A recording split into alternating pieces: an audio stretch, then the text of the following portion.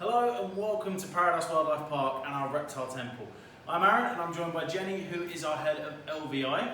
Jenny, would you mind just explaining what LVI stands for? Not at all. So basically we don't just have the reptiles on our section, we have a wide range of different species. So that includes obviously the reptiles, but it also includes the amphibians, the fish, and obviously all the invertebrates as well, like the insects. So the LVI basically stands for lower vertebrates and invertebrates, which basically covers all of those. Awesome. So as you can see, it's a very diverse section, but right now we are in the hub of our reptile temple, and Jenny has got a couple of reptiles that she's going to introduce us to. So Jenny, what reptile are you going to introduce us to first? So we're going to first start off with Spike, who is one of our favourites here at Paradise. Let me see if he wants to come out and just say hello to us. Yeah, got a nice little log for him as well, just in case he wants to have a nice little wander. So this little guy here, this is Spike. Now Spike is one of our bearded dragons that we house here at the park. Okay. Now he is roughly 8 years old, but we don't know exactly how old he is, and that is because sadly he is an ex-pet.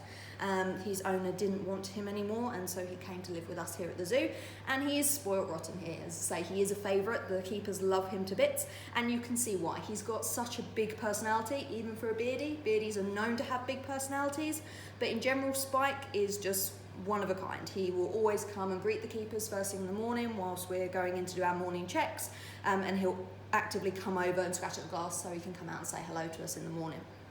Now, just to tell you a bit about Spike. Now, as I say, he is a bearded dragon, and bearded dragons naturally come from Australia, and they can be found throughout most of Australia, and he is actually a central bearded dragon. So there are different subspecies of bearded dragon, and normally you can tell from their size and coloration which subspecies roughly they are. But also now in the pet trade you do get what we call colour morphs, so you will get a range of different colours, but those ones won't naturally be found in the wild, they'll only be found in captivity, and that is purely because us as humans, we like different colours, and sadly we do like to breed them to get those different colour morphs. But Spike here is a natural coloration, so he is the ones that you would find out in the wild. Now in the wild in Australia they're found throughout a range of different habitats, so lots of people think of them as desert animals. But they don't just come into the desert areas, they live in shrublands and obviously the forest areas as well. And this is why they've got these fantastic claws. So you can see here just on Spike, he's got these claws on all his feet, and they use them for digging up in the sand for burrows, as well as obviously if it was a female to dig an area to lay his eggs. Or her eggs, sorry, if it was a female, I should say. But also as well, they use it for climbing up things like logs or low branches in fallen trees and things like that. Now you can see why they get called a bearded dragon, and that is because they have this lovely flap of skin under here, which is their nice little beard, and they actually use that as a way to determine obviously one, what mood they're in, but also just to announce their territory and things like that to other males. So with bearded dragons they can actually turn it a darker colour, so they can turn it pitch black if they want to, so they do that if there's another male coming along just to show them their territory, and they can also turn it a bit more of an orange colour as well, and they do that when they're trying to impress a female. So one of the other classic things that you'll see with bearded dragons, especially when they're courting females or trying to announce their territory, is they'll actually bob their head. So they'll pop out that beard, make themselves look big and scary or nice and impressive to the ladies, and he'll actually bob his head just to try and get their attention. They also obviously do other little movements as well, so they do like a little arm wave, and they do look like they're swimming in the air and things like that, and that's normally a submissive behaviour. So it's normally other males, if it's a younger male seeing a big male coming towards them, they'll do their little arm wave, and it's just them saying, I'm no threat, leave me alone, I'm moving on my way. Now also in the wild you can see they've got all these lovely big spikes, and although they look big and scary, they're really not at all. They're actually very, very soft to touch, and that's because they have them just to protect themselves. So there are bigger lizards or birds out in the wild that would love to eat a bearded dragon. So when they feel threatened, they can actually flatten their bodies so they look like a little round disc to double the size, and actually make themselves look big and scary and just try and deter other predators from trying to eat them. And that is the main reason why they have all those spikes. It's actually not going to be that much of a threat because they are very, very soft to touch. Now Spike here, he's pretty much fully grown. He's a nice size for an adult male beardie. Females tend to be slightly smaller than males, but with these guys they have become very popular now in the pet trade. As I say, Spike here is an ex-pet, And sadly, what a lot of people don't realise is that they make what we call an impulse buy. So they go out and they walk into a pet shop or go to a breeder and they'll buy a baby beardie, for example. And that's absolutely fine. They can make great pets as long as you know what you're doing. So we always say, if you're interested in a reptile, that's fantastic. They're amazing species. But please, please, please, just do your research first. And always go to a rescue centre because they are full of them and they need loving homes as well.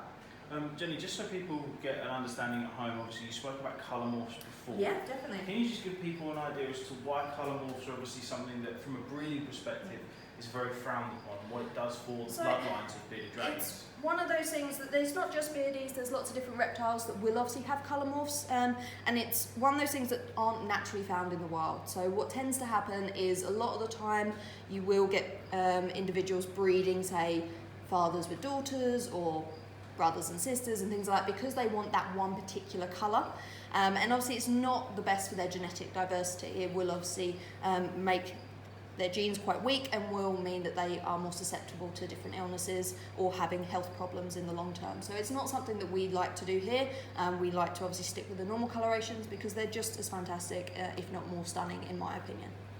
Awesome, thank you so much. All right, so we're going to say goodbye to Spike right now, and Jenny's going to introduce us to another reptile that we have on our section here. But one thing that's really important when it comes to obviously awareness about not just reptiles but all animals on social media is getting shared. So if you're watching this live stream, please be sure to share it across your different social media platforms, just because it helps us raise awareness, not just about the wildlife here at Paradise and how we care about them and how to manage them, but also about conservation in the wider picture as well. So don't forget that.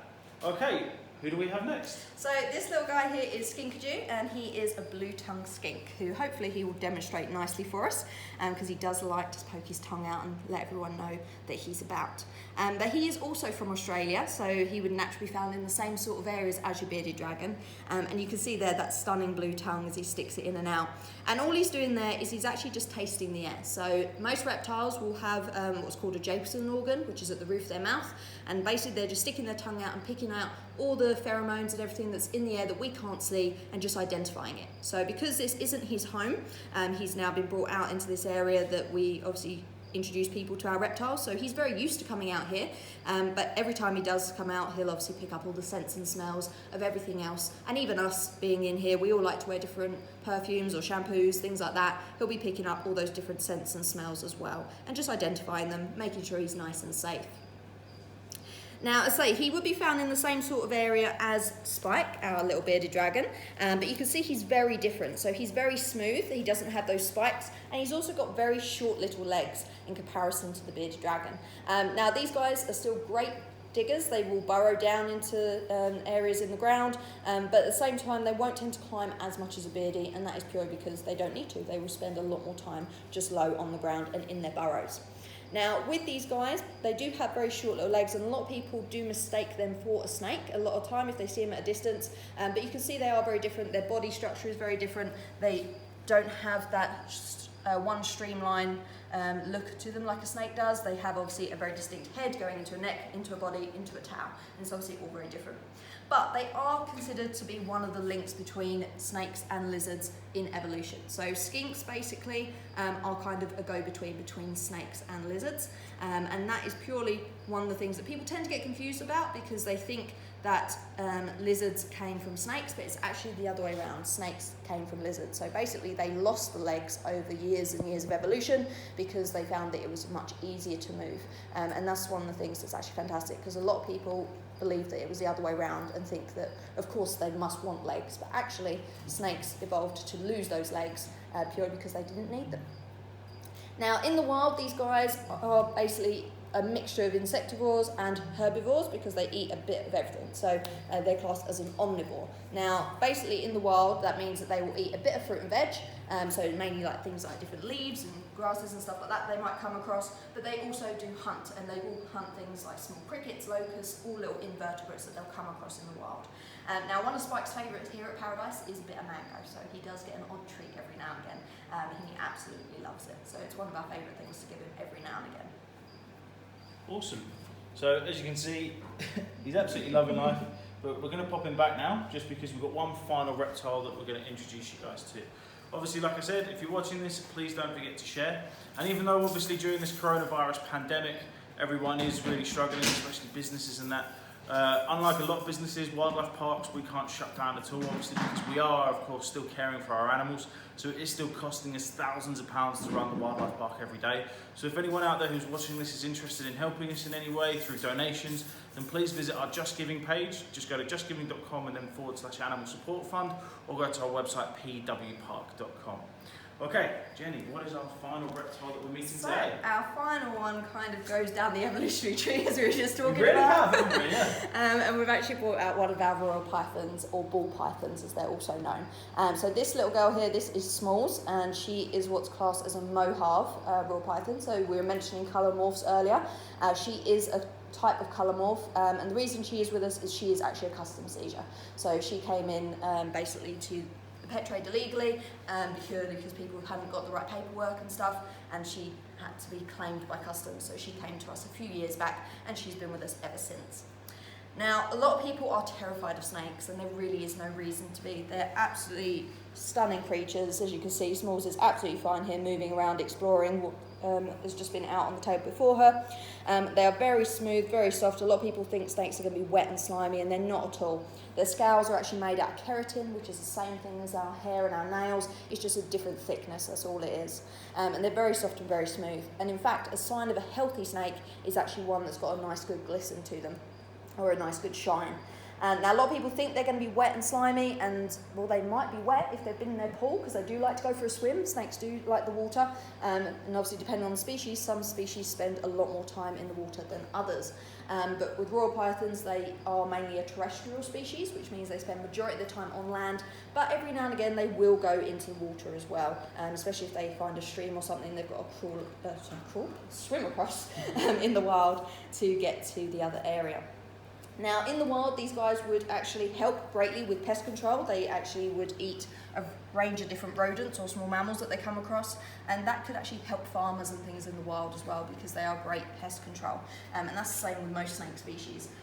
But people do tend to underestimate their importance in our ecosystems, and that doesn't matter what species they are, they're just as important as any other that we have. Now, here in captivity, we tend to feed Smalls just once every couple of weeks, and she gets things like mice or day-old chicks, stuff like that, but obviously it is all dead. We buy all the food in frozen, thaw it out and then feed it to them, and she's absolutely fine with that. Now, she's a nice size for a royal python. On average, she weighs about 1 kilo. When she's bigger, she'll weigh anything up to 3 to 4 kilos. So she's a good size at the moment, but she's got a bit more growing left to do. I'll just put her back up on the table so she doesn't fall off. But you can see all these different muscles. So they're fantastic in the fact that they can actually move every individual muscle running all the way down their body. So they can actually support 3/4 of their body weight just by their tail, which is fantastic. And once again, one of those things that people just underestimate how amazing these species are. And you can see as well that she's sticking out her tongue, doing the exact same as the skink, but a lot more intently. She's just identifying everything that's about and just working out where everything is. And where do these snakes get the royal name from? So basically, they've got two main names. I say one's royal python and one's ball python. The ball python comes because when they feel threatened, they curl up into a ball. So it's another great way to see that she's nice and relaxed, because she's all outstretched and exploring. But the main reason they get called a royal python is because out in Africa, where they're naturally found, the local leaders of different tribes and things like that, it's one of the ways that they can be seen as higher up in their tribe, is that the basically higher up they are, the more basically live jewellery they wear. So they'd actually be catching royal pythons and wearing them as live jewellery, and that's where that nickname came from. Now, one thing I know people are going to be wondering at home is this species of snake venomous, or is it a constrictor style snake? So she is actually a constrictor, so it means that she doesn't have any venom at all, she doesn't have fangs, but they do have teeth. It's another misconception. A lot of people think if they don't have fangs, they don't have teeth, but she can have anything from 80 to 120 teeth in her tiny little head, and they all point backwards to help her grab hold of her prey, because she doesn't have hands to hold onto it. But you can see there, she's coiling nicely around my hand, just like she would do a tree branch, just to hold onto it. And also, there are many, many different species of python spread all throughout the world. Yes. Whereabouts does this species kind of sit amongst the kind of size family tree of pythons? They're one of the smaller species. So in comparison to these guys, as you can imagine, these guys get anything up to about 4 or 5 feet in length. It's quite small. I'd say I'm 5'3", so it gives you an idea of how small they are. But at the same time, in comparison to say your biggest species, or you should say your longest species of snake, which is things like your reticulated python, they can get up and over 30 feet in length. We do have our reticulated pythons here as well. Sadly, you can't see them today, purely because they would naturally be in this lovely enclosure behind me, which is actually being revamped at the moment. So when we reopen, do come back and see us, because you'll see our beautiful reticulated pythons, Tom Shoe and Rizla, in their brand new habitat that we're putting together for them. Awesome. All right, well, we're going to wrap up there. Obviously, thank you very much for introducing us to the reptiles. We hope you guys have enjoyed watching at home. Obviously, throughout this coronavirus pandemic, please stay sure to stay home and stay safe. Listen to all of the government's advice. Obviously, we're still here working with the animals because we do come under that essential workers category, because obviously we do need to care for the animals throughout this desperate time. But as I did mention earlier on, we can't shut down like other businesses. So even though some businesses have shut down and they're able to stop all forms of operation, we can't, because we're caring for the animals. But we don't have any income whatsoever at the moment. It's just costing us thousands of pounds to take care of the animals every day. So if anyone out there is willing to help us in any way, then please visit our Just Giving page /Animal Support Fund, or go to our website pwpark.com. Obviously, when this pandemic is over, we do look forward to welcoming you back to paradise. As Jenny said, it's not only the land of the tigers that we're going to be opening, but also our new reticulated python habitat as well. So yeah, we look forward to welcoming you, for you all to be able to see that. But in the meantime, stay home, stay safe, and we will see you soon. Take care. Bye.